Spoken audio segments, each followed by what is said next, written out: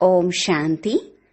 24/1/2024 പ്രഭാതമുരളി. മധുരമായ കുട്ടികളെ, ആത്മാ അഭിമാനി ആകുന്നതിനുള്ള അഭ്യാസം ചെയ്യൂ. എങ്കിൽ വികാരി ചിന്തകൾ ഇല്ലാതാകും. ബാബയുടെ ഓർമ്മയും ഉണ്ടായിരിക്കും. ആത്മാവ് സത്തോപ്രധാനവുമാകും. ചോദ്യം: മനുഷ്യർക്ക് ലോകത്തിലെ ഏത് വഴിയെക്കുറിച്ചാണ് തീർത്തും അറിയാത്തത്? ഉത്തരം: ബാബയെ കണ്ടെത്തുന്നതിനും ജീവൻ മുക്തി പ്രാപ്തമാക്കുന്നതിനുമുള്ള വഴി ആർക്കും തന്നെ അറിയില്ല. കേവലം ശാന്തി ശാന്തി എന്ന് പറഞ്ഞുകൊണ്ടിരിക്കുന്നു. സമ്മേളനങ്ങൾ നടത്തിക്കൊണ്ടിരിക്കുന്നു. വിശ്വത്തിൽ ശാന്തി എപ്പോഴാണ് ഉണ്ടായിരുന്നത്, എങ്ങനെയാണ് അത് ഉണ്ടായത് എന്നത് അറിയില്ല. നിങ്ങൾക്ക് ചോദിക്കാം, താങ്കൾ വിശ്വത്തിൽ ശാന്തി എപ്പോഴെങ്കിലും കണ്ടിട്ടുണ്ടോ? ശാന്തി എങ്ങനെ ഉണ്ടായിരിക്കും? വിശ്വത്തിൽ ശാന്തി ബാബയിലൂടെ സ്ഥാപിച്ചുകൊണ്ടിരിക്കുന്നു. നിങ്ങളും വന്ന് മനസ്സിലാക്കൂ. ഓം ശാന്തി. ആത്മീയ അച്ഛൻ ആത്മീയ കുട്ടികൾക്ക് മനസ്സിലാക്കി തരികയാണ്. നമ്മൾ ആത്മാക്കളാണെന്ന ദൃഷ്ടി ആദ്യം ഉറപ്പിക്കൂ. നമ്മൾ നമ്മുടെ സഹോദരന്മാരെയാണ് കാണുന്നത്. ഏതുപോലെയാണോ ബാബ ഞാൻ എന്റെ കുട്ടികളെയാണ് കാണുന്നത് എന്ന് പറയുന്നത്. ആത്മാവ് തന്നെയാണ് ഈ ശരീരത്തിലെ കർമ്മേന്ദ്രിയങ്ങളിലൂടെ കേൾക്കുന്നതും സംസാരിക്കുന്നതും. ആത്മാവിന്റെ സിംഹാസനമാണ് ഭൃകുടി. അപ്പോൾ ബാബ ആത്മാക്കളെയാണ് കാണുന്നത്. ഈ സഹോദരനും തന്റെ സഹോദരന്മാരെയാണ് കാണുന്നത്. നിങ്ങൾക്കും സഹോദരന്മാരെ തന്നെ കാണണം. ആദ്യം ഈ ദൃഷ്ടി ഉറച്ചതായിരിക്കണം. പിന്നീട് ക്രിമിനൽ ചിന്തകൾ നിലയ്ക്കും. ഇത് ശീലമായി തീരും. ആത്മാവ് തന്നെയാണ് കേൾക്കുന്നത്. ആത്മാവ് തന്നെയാണ് സംസാരിക്കുന്നത്. ഈ ദൃഷ്ടി ഉറയ്ക്കുന്നതിലൂടെ മറ്റെല്ലാ ചിന്തകളും ഇല്ലാതാകും. ഇതാണ് നമ്പർ 1 സബ്ജക്ട്. ഇതിലൂടെ ദൈവീ ഗുണങ്ങളും സ്വതവേ തന്നെ ധാരണയായിക്കൊണ്ടിരിക്കും. ദേഹാഭിമാനത്തിൽ വരുന്നതിലൂടെ തന്നെയാണ് കർമ്മേന്ദ്രിയങ്ങൾ ചഞ്ചലമാകുന്നത്. ദേഹി അഭിമാനി ആയിരിക്കാനുള്ള ധാരാളം പ്രയത്നം ചെയ്യൂ. അപ്പോൾ നിങ്ങളിൽ ശക്തി വരും. സർവശക്തിവാനായ ബാബയുടെ ശക്തിയിലൂടെ തന്നെയാണ് ആത്മാവ് സത്തോപ്രധാനമാകുന്നത്. ബാബ സദാ സത്തോപ്രധാനമാണ്. അതുകൊണ്ട് ആദ്യം ഈ ദൃഷ്ടി ഉറച്ചതാക്കൂ. അപ്പോൾ നമ്മൾ ആത്മാ അഭിമാനികളാണെന്ന് മനസ്സിലാക്കാം. ആത്മാ അഭിമാനിയും ദേഹ അഭിമാനിയും തമ്മിൽ രാത്രിയും പകലിന്റെയും വ്യത്യാസമുണ്ട്. നമ്മൾ ആത്മാക്കൾക്ക് ഇപ്പോൾ തിരിച്ചു വീട്ടിലേക്ക് പോകണം. ആത്മാ അഭിമാനി ആകുന്നതിലൂടെ തന്നെ നമ്മൾ പവിത്രവും സത്തോപ്രധാനവും ആയിത്തീരും. ഈ അഭ്യാസം നടത്തുന്നതിലൂടെ വികാരി ചിന്തകൾ ഇല്ലാതാകും. ഭൂമിയിലെ നക്ഷത്രങ്ങൾ എന്ന് മനുഷ്യർ പറയാറുണ്ട്. തീർത്തും നമ്മൾ ആത്മാക്കൾ നക്ഷത്രങ്ങളാണ്. കർമ്മം ചെയ്യുന്നതിനായി ഈ ശരീരം ലഭിച്ചിരിക്കുന്നു. ഇപ്പോൾ നമ്മൾ തമോ പ്രധാനമായി വീണ്ടും നമുക്ക് സതോ പ്രധാനമാകണം. ബാബയ്ക്ക് വരേണ്ടതും പുരുഷോത്തമ സംഗമയുഗത്തിലാണ്. ക്രിസ്തുവിന്റെ ശരീരത്തിലാണ് വരുന്നതെന്ന് ഒരിക്കലും പറയില്ല. ക്രിസ്തു വരുന്നത് തന്നെ രജോ പ്രധാനത്തിലാണ്. ബുദ്ധന്റെയോ ക്രിസ്തുവിന്റെയോ ശരീരത്തിൽ ഭഗവാൻ വരിക ഇത് സാധ്യമല്ല. ബാബ വരുന്നത് ഒരേ ഒരു പ്രാവശ്യമാണ്. പുതിയ ലോകം സ്ഥാപിക്കുന്നതിന് പഴയ ലോകത്തിലാണ് വരുന്നത്. തമോ പ്രധാനമായ ലോകത്തെ മാറ്റി സതോ പ്രധാനമാക്കുന്നതിന്. ബാബ തീർച്ചയായും സംഗമത്തിലാണ് വരുന്നത്. മറ്റൊരു സമയത്തും ബാബയ്ക്ക് വരാൻ കഴിയില്ല. ബാബയ്ക്ക് വന്ന് പുതിയ ലോകം സ്ഥാപിക്കണം. ആ ബാബയെയാണ് സ്വർഗീയ പിതാവെന്ന് പറയുന്നത്. ഡ്രാമയനുസരിച്ച് സംഗമത്തിനും മഹിമയുണ്ട്. കൃഷ്ണനെ ഒരിക്കലും പിതാവെന്നോ പതിത പാവനനെന്നോ പറയില്ല. ബാബയുടെ മഹിമ തീർത്തും വ്യത്യസ്തമാണ്. ബാബ മനസ്സിലാക്കി തരുന്നു, ഏറ്റവും ആദ്യം ഏതൊരാൾക്കും ലക്ഷ്യത്തെ മനസ്സിലാക്കി കൊടുക്കൂ. ഭാരതത്തിൽ ലക്ഷ്മി നാരായണന്റെ രാജ്യമായിരുന്നപ്പോൾ അവിടെ ഒരു ധർമ്മവും ഒരു രാജ്യവും മാത്രമായിരുന്നു. ആദി സനാതന ദേവി ദേവതാ ധർമ്മവുമായിരുന്നു. ഒരേ ഒരു അദ്വൈത ധർമ്മമായിരുന്നു. സ്വർഗം സ്ഥാപിക്കുക അത് ബാബയുടെ മാത്രം കർത്തവ്യമാണ്. എങ്ങനെ ചെയ്യുന്നു അതും വ്യക്തമാണ്. സംഗമത്തിൽ മാത്രമാണ് ബാബ വന്ന് മനസ്സിലാക്കി തരുന്നത്. ദേഹത്തിന്റെ എല്ലാ ധർമ്മങ്ങളെയും മറന്ന് സ്വയം ആത്മാവാണെന്ന് മനസ്സിലാക്കൂ. ലക്ഷ്മി നാരായണന്റെ ചിത്രത്തിൽ തന്നെ മുഴുവൻ ജ്ഞാനവും മനസ്സിലാക്കി കൊടുക്കണം. ശിവബാബയുടെ ചിത്രവുമുണ്ട്. മഹിമകളുള്ള ചിത്രം വളരെ നല്ലതായി ഉണ്ടാക്കിയിട്ടുണ്ട്. ഇതാണ് നരനിൽ നിന്ന് നാരായണനാകുന്നതിനുള്ള സത്യമായ കഥ. രാധയുടെയും കൃഷ്ണന്റെയും കഥയെന്ന് പറയില്ല. സത്യനാരായണന്റെ കഥയാണ്. നിങ്ങളെ നരനിൽ നിന്ന് നാരായണനാക്കി മാറ്റുകയാണ്. ആദ്യം ചെറിയ കുട്ടിയായിരിക്കും. ചെറിയ കുട്ടിയെ നരനെന്ന് പറയില്ല.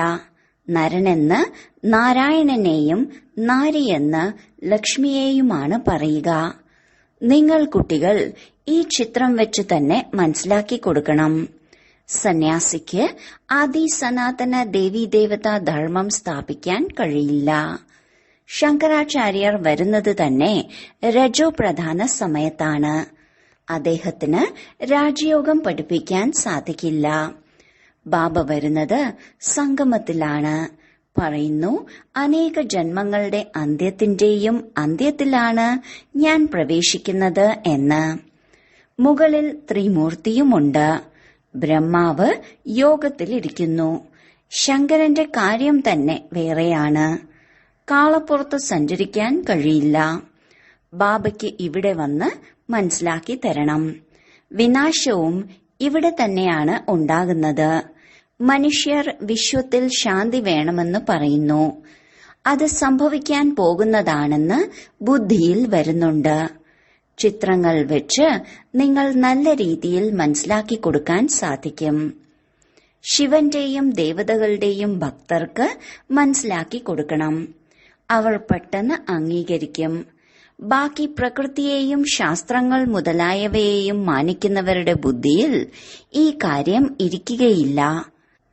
മറ്റ് ധർമ്മത്തിലുള്ളവരുടെ ബുദ്ധിയിലും ഇത് വരികയില്ല.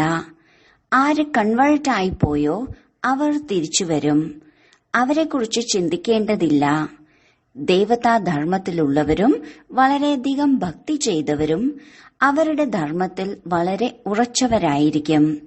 അതുകൊണ്ട് ദേവതകളുടെ പൂജാരികൾക്ക് മനസ്സിലാക്കി കൊടുക്കൂ. വലിയ ആളുകൾ ഒരിക്കലും വരികയില്ല. ബിർളയുണ്ട്.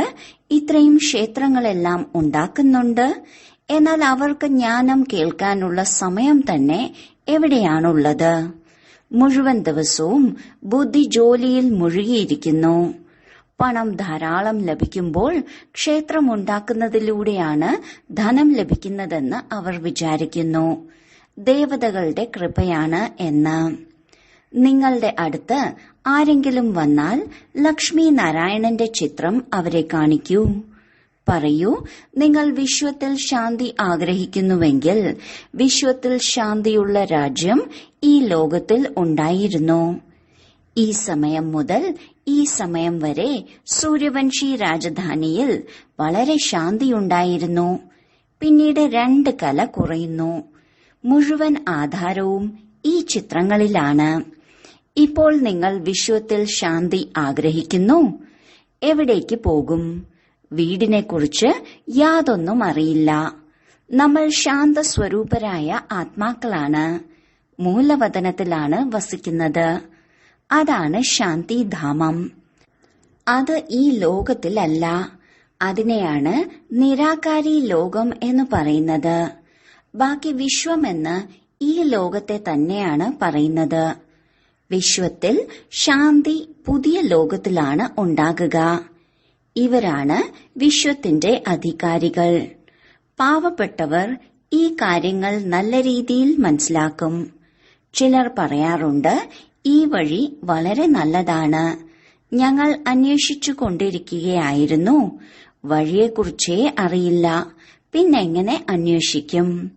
ബാബയിലേക്കും ജീവൻ മുക്തിയിലേക്കും ഉള്ള വഴിയെക്കുറിച്ചറിയുന്ന ആരും തന്നെ ഇല്ല. ശാന്തി ശാന്തി എന്ന് പറഞ്ഞുകൊണ്ടിരിക്കുന്നുണ്ട്.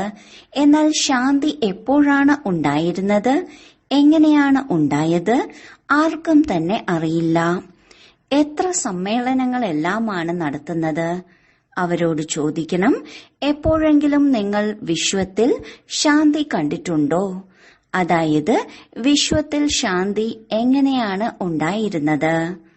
നിങ്ങൾ മനുഷ്യർ പരസ്പരം എന്തിനാണ് ആശയക്കുഴപ്പത്തിലാകുന്നത്?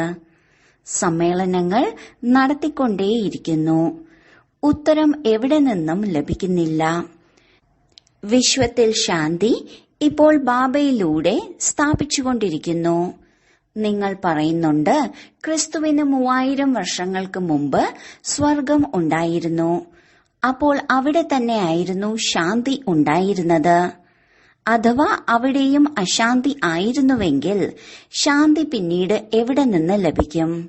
ഇതെല്ലാം നല്ല രീതിയിൽ മനസ്സിലാക്കി കൊടുക്കണം. ഇപ്പോൾ നിങ്ങൾക്ക് സംസാരിക്കാൻ അത്രയും സമയം നൽകില്ല. എന്തുകൊണ്ടെന്നാൽ അവർക്ക് കേൾക്കാനുള്ള സമയമായിട്ടില്ല. കേൾക്കാനും സൗഭാഗ്യം വേണം. നിങ്ങൾ പദമാപദം ഭാഗ്യശാലി കുട്ടികൾ മാത്രമാണ് ബാബയിൽ നിന്ന് കേൾക്കാൻ അവകാശി ആകുന്നത്. ബാബയ്ക്കല്ലാതെ മറ്റാർക്കും കേൾപ്പിക്കാൻ സാധിക്കില്ല. ബാബ നിങ്ങൾ കുട്ടികളെ മാത്രമാണ് കേൾപ്പിക്കുന്നത്. ഇതാണ് രാവണരാജ്യം. ഇവിടെ ശാന്തി എങ്ങനെ ഉണ്ടാകും? രാവണരാജ്യത്തിൽ എല്ലാവരും പതീതരാണ്. ഞങ്ങളെ പാവനമാക്കി മാറ്റൂ എന്ന് പറഞ്ഞ് വിളിച്ചുകൊണ്ടിരിക്കുന്നു. പാവന ലോകം ഈ ലക്ഷ്മി നാരായണന്റേതായിരുന്നു. രാമരാജ്യവും രാവണരാജ്യവും തമ്മിൽ എത്ര വ്യത്യാസമാണുള്ളത്? സൂര്യവംശി, ചന്ദ്രവംശി, പിന്നീടുള്ളതാണ് രാവണവംശി. ഈ സമയം കലിയുഗമാണ്, രാവണ സമ്പ്രദായമാണ്. വലിയ ആളുകൾ പോലും പരസ്പരം കലഹിച്ചുകൊണ്ടിരിക്കുന്നു. ഞാൻ ഇന്ന ആളാണ് എന്ന അഹങ്കാരം വളരെയധികമുണ്ട്. അതുകൊണ്ട് ഈ ലക്ഷ്മി നാരായണന്റെ ചിത്രം വെച്ച് മനസ്സിലാക്കി കൊടുക്കാൻ വളരെ സഹജമാണ്. പറയൂ, ഇവരുടെ രാജ്യത്തിൽ തന്നെയായിരുന്നു വിശ്വത്തിൽ ശാന്തി ഉണ്ടായിരുന്നത്. മറ്റൊരു ധർമ്മവും ഉണ്ടായിരുന്നില്ല. വിശ്വത്തിൽ ശാന്തി അത് ഇവിടെ തന്നെയാണ് ഉണ്ടാകുന്നത്. അതിനാൽ ഇത് വളരെ പ്രധാനപ്പെട്ട ചിത്രമാണ്. മറ്റനേകം ചിത്രങ്ങൾ വെച്ച് മനസ്സിലാക്കി കൊടുക്കുമ്പോൾ മനുഷ്യരുടെ ചിന്ത മറ്റു കാര്യങ്ങളിലേക്ക് പോകുന്നു. മനസ്സിലാക്കിയതുപോലും മറന്നു പോകുന്നു. അപ്പോഴാണ് പറയുന്നത് ടു മെനി കുക്സ്. ധാരാളം ചിത്രങ്ങളും തമാശ സംഭാഷണങ്ങളുമാകുമ്പോൾ അടിസ്ഥാന കാര്യങ്ങൾ ബുദ്ധിയിൽ നിന്ന് പുറത്തു പോകുന്നു. ബാബയാണ് ഇത് സ്ഥാപിച്ചുകൊണ്ടിരിക്കുന്നതെന്ന് വളരെ വിരളം പേരെ മനസ്സിലാക്കൂ. 84 ജന്മങ്ങളും ഇവരുടേതാണ് കാണിക്കുന്നത്. കാണിക്കുക തീർച്ചയായും ഒരാളെയാണ്. എല്ലാവരുടേതും എങ്ങനെ കാണിക്കും? ശാസ്ത്രത്തിലും ഒരു അർജുനന്റെ പേരല്ലേ വെച്ചിട്ടുള്ളത്? സ്കൂളിൽ മാസ്റ്റർ ഒരാളെ മാത്രം പഠിപ്പിക്കുകയില്ല. ഇതും സ്കൂളാണ്. ഗീതയിൽ വിദ്യാലയത്തിന്റെ രൂപം കാണിച്ചിട്ടില്ല. ചെറിയ കുട്ടിയായ കൃഷ്ണൻ എങ്ങനെ ഗീത കേൾപ്പിക്കും? ഇതാണ് ഭക്തിമാർഗം. നിങ്ങളുടെ ബാഡ്ജിനും വളരെയധികം കാര്യം ചെയ്യാൻ സാധിക്കും. ഇത് വളരെ നല്ലതാണ്. ആദ്യം ശിവബാബയുടെ ചിത്രത്തിനു മുന്നിൽ കൊണ്ടുവരണം. പിന്നീട് ലക്ഷ്മി നാരായണന്റെ ചിത്രത്തിനു മുന്നിൽ. നിങ്ങൾ ശാന്തി യാചിക്കുന്നു. അത് കൽപ്പകൽപ്പം ബാബയിലൂടെയാണ് സ്ഥാപിക്കപ്പെടുന്നത്. നിങ്ങൾ ഈ ചക്രത്തെ അറിഞ്ഞിരിക്കുന്നു. ആദ്യം നിങ്ങളും തുച്ഛബുദ്ധികളായിരുന്നു. ഇപ്പോൾ ബാബ സ്വച്ഛബുദ്ധികളാക്കുന്നു. എഴുതണം, പരമപിത പരമാത്മാവിനല്ലാതെ ആർക്കും ആരുടെയും സദ്ഗതി ചെയ്യാൻ കഴിയില്ല. വിശ്വത്തിൽ ശാന്തി സ്ഥാപിക്കാൻ കഴിയില്ല. ബാബ തന്നെയാണ് എല്ലാം ചെയ്തുകൊണ്ടിരിക്കുന്നത്. ഓർമ്മിക്കുന്നതും ബാബയെ തന്നെയാണ്. ഇത് രണ്ടുമാണ് മുഖ്യമായ ചിത്രങ്ങൾ. ഏതുവരെ പൂർണമായും മനസ്സിലാക്കുന്നില്ലയോ, ഇതിൽ നിന്ന് വ്യതിചലിക്കരുത്. ഇത് മനസ്സിലാക്കിയിട്ടില്ലെങ്കിൽ മറ്റൊന്നും മനസ്സിലാക്കിയിട്ടില്ല എന്നാണ്. സമയം പാഴായി പോകും. നോക്കണം, ബുദ്ധിയിൽ ഇരിക്കുന്നില്ലെങ്കിൽ പോകാൻ അനുവദിക്കണം. ഇതിൽ മനസ്സിലാക്കി കൊടുക്കുന്നവർ വളരെ നല്ലതായിരിക്കണം. മാതാക്കളാണെങ്കിൽ വളരെ നല്ലത്. അവരിൽ ആരും ക്ഷുഭിതരാകില്ല. ആരെല്ലാമാണ് മനസ്സിലാക്കി കൊടുക്കുന്നതിൽ സമർത്ഥരെന്ന് എല്ലാവർക്കും അറിയാം. മോഹിനി, മനോഹർ, ഗീത വളരെ നല്ല നല്ല കുട്ടികളാണ്. ആദ്യം ലക്ഷ്മി നാരായണന്റെ ചിത്രത്തിൽ തീർത്തും പക്കയാക്കിക്കണം. പറയൂ, ഈ കാര്യങ്ങളെ നല്ല രീതിയിൽ മനസ്സിലാക്കണം. അപ്പോഴേ ശാന്തിയുടെ ലോകത്തിലേക്ക് പോകാൻ സാധിക്കൂ. മുക്തിയും ജീവൻ മുക്തിയും രണ്ടും തന്നെ ലഭിക്കും. മുക്തിയിലേക്ക് എല്ലാവരും പോകും. പിന്നീട് സംഖ്യാക്രമമനുസരിച്ച് പാർട്ട് അഭിനയിക്കാൻ വരും. വളരെ ഗാംഭീര്യത്തോടെ മനസ്സിലാക്കി കൊടുക്കണം. ഇതാണ് നമ്പർ 1 ചിത്രം. വിശ്വത്തിൽ ശാന്തിയുടെ അധികാരികൾ ഇവരായിരുന്നു. വിവേകശാലികളായ കുട്ടികളുടെ ബുദ്ധിയിൽ ഈ കാര്യങ്ങൾ ഇരിക്കും. ചിലർ നല്ലത് നല്ലത് എന്ന് പറഞ്ഞ് കാലിൽ വീഴുന്നു. എന്നാൽ ബാബയെ അറിഞ്ഞിട്ടില്ല. അവരെയും മായ വിടുന്നില്ല. ഇത്രയും ഉയർന്നതാക്കി മാറ്റുന്ന ബാബയെ എത്ര ഓർമ്മിക്കണം. അതുകൊണ്ടാണ് ബാബ പറയുന്നത്, എന്നെ ഓർമ്മിക്കുകയാണെങ്കിൽ നിങ്ങളുടെ പാപം ഇല്ലാതാകും, സത്തോ പ്രധാനമായി തീരും. ഇവിടെ ഉള്ളിൽ വരുമ്പോൾ സന്തോഷം കൊണ്ട് രോമാഞ്ചം ഉണ്ടാകണം. ഞാൻ ഇതായി തീരുകയാണ്. ബ്രഹ്മബാബ ഉള്ളിൽ വന്ന് ഈ ലക്ഷ്മി നാരായണനെ നോക്കുന്നു. വളരെ സന്തോഷവാനാകുന്നു. ആഹാ, ബാബ എന്നെ ഇതാക്കി മാറ്റുന്നു. ആഹാ ബാബ, ആഹാ. ലൗകിക വീട്ടിലും ആരുടെയെങ്കിലും അച്ഛൻ വലിയ പദവിയിലാണെങ്കിൽ കുട്ടികൾക്കും സന്തോഷമുണ്ടായിരിക്കും, എന്റെ അച്ഛൻ മന്ത്രിയാണ് എന്ന്. നമ്മളെ ബാബ ഇങ്ങനെയാക്കി മാറ്റുന്നു എന്നറിയുമ്പോൾ നിങ്ങൾക്ക് എത്ര സന്തോഷമുണ്ടായിരിക്കണം. എന്നാൽ മായ മറവിപ്പിക്കുന്നു, നന്നായി എതിരിടുന്നു. നിങ്ങൾ കുട്ടികൾക്ക് വളരെ സന്തോഷമുണ്ടായിരിക്കണം. ദൈവിക ഗുണവും ധാരണ ചെയ്യണം. ആത്മ അഭിമാനിയായി ഭവിക്കൂ. സഹോദരനായി കാണൂ. പത്നിയെയും ആത്മാവിന്റെ രൂപത്തിൽ സഹോദര ഭാവനയിലൂടെ കാണണം. ഒരിക്കലും ക്രിമിനൽ ദൃഷ്ടി ഉണ്ടാകരുത്. മനസ്സിൽ കൊടുങ്കാറ്റ് വരുന്നത് സഹോദര ദൃഷ്ടിയിലൂടെ കാണാത്തതുകൊണ്ടാണ്. ഇതിൽ വളരെ പരിശ്രമമുണ്ട്. വളരെ നല്ല അഭ്യാസം വേണം. ആത്മ അഭിമാനി ആകണം. കർമാതീത അവസ്ഥ അന്തിമത്തിൽ മാത്രമേ ഉണ്ടാകൂ. സേവനം ചെയ്യുന്ന കുട്ടികൾക്ക് തന്നെയാണ് ബാബയുടെ ഹൃദയത്തിൽ സ്ഥാനം നേടാൻ സാധിക്കുന്നത്. ഇനി വൈകി വന്നാലും കുതിച്ചു മുന്നിലെത്താൻ സാധിക്കും. തീവ്രമായി പോകാൻ കഴിയും. നിങ്ങൾ കുട്ടികൾ ഇവരെല്ലാം എങ്ങനെയാണ് വീട് വിട്ടതെന്ന ആരംഭ ചരിത്രം കേട്ടിട്ടുണ്ട്. രാത്രിക്ക് രാത്രി ഓടി വന്നതാണ്. പിന്നീട് ഇത്രയും കുട്ടികളെ പരിപാലിച്ചു. ഇതിനെയാണ് ഭട്ടി എന്ന് പറയുന്നത്. പിന്നീട് ഭട്ടിയിൽ നിന്ന് സംഖ്യാക്രമമനുസരിച്ച് തയ്യാറായി. ഇത് അത്ഭുതമാണ്. ബാബ നിങ്ങളെ അത്ഭുതകരമായ സ്വർഗത്തിന്റെ അധികാരിയാക്കി മാറ്റുന്നു. ഗോഡ് ഫാദർ നിങ്ങളെ പഠിപ്പിക്കുന്നു. എത്ര സാധാരണമാണ്. ദിവസവും വന്ന് കുട്ടികൾക്ക് മനസ്സിലാക്കി തരുന്നു. ഒപ്പം കുട്ടികൾക്ക് നമസ്കാരവും പറയുന്നു. കുട്ടികളെ, നിങ്ങൾ എന്നെക്കാളും ഉയരത്തിലേക്ക് പോകുന്നവരാണ്. നിങ്ങൾ തന്നെയാണ് ദരിദ്രരിൽ നിന്ന് ഡബിൾ കിരീടധാരി വിശ്വത്തിന്റെ അധികാരികളാകുന്നത്. ബാബ വളരെ ഇഷ്ടത്തോടെ വരുന്നു. അനേക പ്രാവശ്യം വന്നിട്ടുണ്ടായിരിക്കും. ഇന്ന് നിങ്ങൾ രാമനായ എന്നിൽ നിന്ന് രാജ്യം നേടുന്നു. പിന്നീട് നിങ്ങൾ രാവണന് രാജ്യം അടിയറവ് വെക്കുന്നു. ഇത് കളിയാണ്.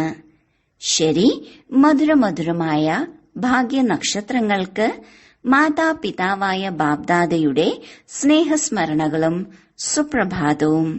ആത്മീയ അച്ഛന്റെ ആത്മീയ കുട്ടികൾക്ക് നമസ്കാരം. ധാരണയ്ക്കുള്ള മുഖ്യസാരം: 1. ആത്മാവിനെ സതോപ്രധാനമാക്കി മാറ്റുന്നതിന് വേണ്ടി ഒരു സർവശക്തിവാനായ ബാബയിൽ നിന്ന് ശക്തിയെടുക്കണം. ദേഹി അഭിമാനി ആകാനുള്ള പുരുഷാർത്ഥം ചെയ്യൂ. നമ്മൾ ആത്മാക്കൾ സഹോദരങ്ങളാണ്. ഈ അഭ്യാസം നിരന്തരം ചെയ്തുകൊണ്ടിരിക്കൂ. 2. ബാബയുടെയും ലക്ഷ്യത്തിന്റെയും, അതായത് ലക്ഷ്മി നാരായണന്റെയും ചിത്രം വെച്ച് ഓരോരുത്തർക്കും വിസ്താരത്തിൽ മനസ്സിലാക്കി കൊടുക്കൂ. ബാക്കി കാര്യങ്ങളിൽ സമയം പാഴാക്കരുത്. വരദാനം: ഭൂമി, നാഡി, സമയത്തെ നോക്കി സത്യജ്ഞാനത്തെ പ്രത്യക്ഷമാക്കുന്ന ജ്ഞാനസമ്പന്നരായി ഭവിക്കൂ. ബാബയുടെ ഈ പുതിയ ജ്ഞാനം സത്യജ്ഞാനമാണ്. ഈ പുതിയ ജ്ഞാനത്തിലൂടെ തന്നെയാണ് പുതിയ ലോകത്തിന്റെ സ്ഥാപന ഉണ്ടാകുന്നത്. ഈ അധികാരവും ലഹരിയും സ്വരൂപത്തിൽ പ്രത്യക്ഷമായിരിക്കണം. എന്നാൽ അതിന്റെ അർത്ഥം ആരെങ്കിലും വരുമ്പോൾ തന്നെ പുതിയ ജ്ഞാനത്തിന്റെ പുതിയ കാര്യങ്ങൾ കേൾപ്പിച്ച് ആശങ്കയിലാക്കുക എന്നതല്ല. ഭൂമി, നാഡി, സമയം എല്ലാം നോക്കി ജ്ഞാനം നൽകണം. ഇതാണ് ജ്ഞാനസമ്പന്നതയുടെ ലക്ഷണം. ആത്മാവിന്റെ ആഗ്രഹം നോക്കൂ, നാഡി നോക്കൂ, ഭൂമി തയ്യാറാക്കൂ. എന്നാൽ ഉള്ളിൽ സത്യതയുടെ, നിർഭയതയുടെ ശക്തി തീർച്ചയായും ഉണ്ടായിരിക്കണം. അപ്പോൾ സത്യജ്ഞാനത്തെ പ്രത്യക്ഷമാക്കാൻ സാധിക്കും. സ്ലോഗൻ: എന്റേതെന്ന് പറയുക അർത്ഥം ചെറിയ കാര്യത്തെ വലുതാക്കുക. നിന്റേതെന്ന് പറയുകയാണെങ്കിൽ പർവ്വതം പോലുള്ള കാര്യത്തെ പഞ്ഞിയാക്കി മാറ്റുക എന്നാണ്. അവ്യക്ത ശാന്തിയിലൂടെ ഡബിൾ ലൈറ്റ് ഫരിഷ്ത സ്ഥിതിയുടെ അനുഭവം ചെയ്യൂ. ഉത്തരവാദിത്വം നിറവേറ്റുക, ഇതും ആവശ്യമാണ്. എന്നാൽ എത്രത്തോളം വലിയ ഉത്തരവാദിത്വം അത്രയും തന്നെ ഡബിൾ ലൈറ്റ്. ഉത്തരവാദിത്വം നിറവേറ്റിക്കൊണ്ടും ഉത്തരവാദിത്വത്തിന്റെ ഭാരത്തിൽ നിന്ന് വേറിട്ട് കഴിയൂ. അവരെയാണ് പറയുന്നത് ബാബയുടെ സ്നേഹി. പേടിക്കരുത്. എന്ത് ചെയ്യാം, ധാരാളം ഉത്തരവാദിത്വമുണ്ട്. ഇത് ചെയ്യണോ വേണ്ടയോ, ഇത് വളരെ പ്രയാസമാണ്. ഈ അനുഭവം അർത്ഥം ഭാരമാണ്. ഡബിൾ ലൈറ്റ് അർത്ഥം ഇതിൽ നിന്ന് വേറിട്ടത്. ഒരു ഉത്തരവാദിത്വത്തിന്റെ കർമ്മവും ഇളക്കത്തിനുള്ള ഭാരമാകരുത്. ഓം ശാന്തി.